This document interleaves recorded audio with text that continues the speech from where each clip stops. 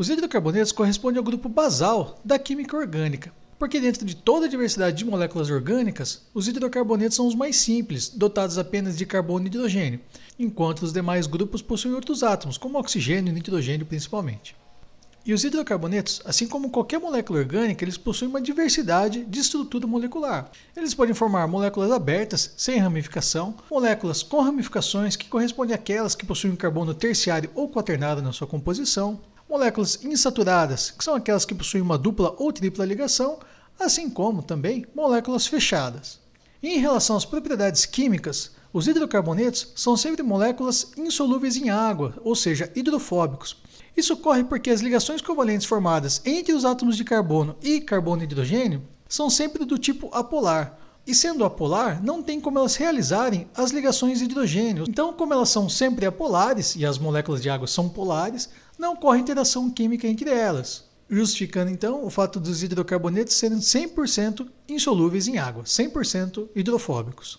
A maior parte dos hidrocarbonetos que nós temos em mãos hoje são oriundos do petróleo, que corresponde à matéria orgânica marinha que foi soterrada e sedimentada há milhões de anos.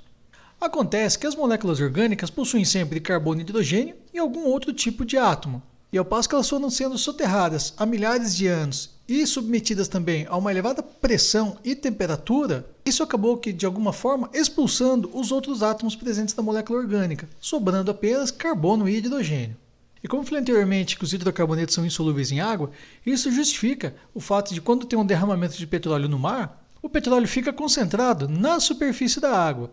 Isso acontece por dois motivos. O primeiro é que eles são insolúveis, ou seja, não dissolvem na água, ainda bem, senão eles iriam ficar ao longo da coluna da água marinha. Acontece então que eles sendo insolúveis, ou eles teriam que ir para o fundo do mar ou ficar na superfície. Nesse caso, eles ficam na superfície pelo fato do petróleo ser menos denso que a água. Então é por isso que nós temos essas extensas manchas de petróleo quando ocorre algum derramamento. Então a gente entende o petróleo como uma mistura de hidrocarbonetos. E a gente faz uma divisão desses hidrocarbonetos em 3 grupos, de acordo com o estado físico. Aquelas moléculas, então, dotadas de 1 a 4 átomos de carbono, elas ocorrem no ambiente na forma de estado gasoso, que são metano, etano, propano e butano. Todas essas substâncias aqui compõem o gás natural, que é um gás formado no subsolo a partir da decomposição da matéria orgânica, e recebe esse nome de natural pela sua origem orgânica.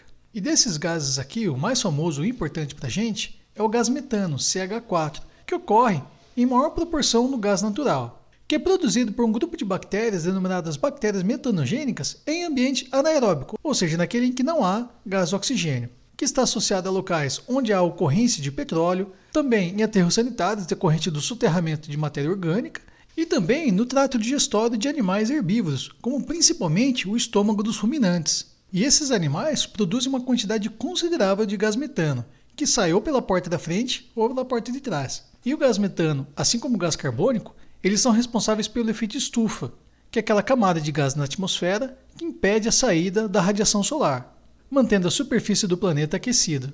E na cidade de São Paulo teve um caso interessante do Shopping Center Norte, que foi construído sobre um depósito de lixo. E alguns anos atrás foram notadas nesse shopping algumas rachaduras com a emissão de gás metano. E o gás metano ele é altamente inflamável, o que leva então ao risco de explosões nesse local. E assim como o gás metano, os outros gases componentes do gás natural são inflamáveis. E nós utilizamos 2 desses gases em casa, que é o propano e butano. Eles fazem parte do GLP, que é o gás liquefeito do petróleo, que a gente compra no botijão de gás. E eles levam esse nome porque eles são gases à temperatura ambiente. Mas se você pegar um botijão de gás e chacoalhar, você vai escutar um barulho de líquido lá dentro. Acontece que aqui dentro a pressão é tão alta que liquefaz esses 2 gases. Por isso esse termo liquefeito. A mesma coisa acontece nos isqueiros. E dos componentes do petróleo que estão em estado líquido, importam para a gente aqueles que são componentes da gasolina, que são principalmente o heptano e isoctano.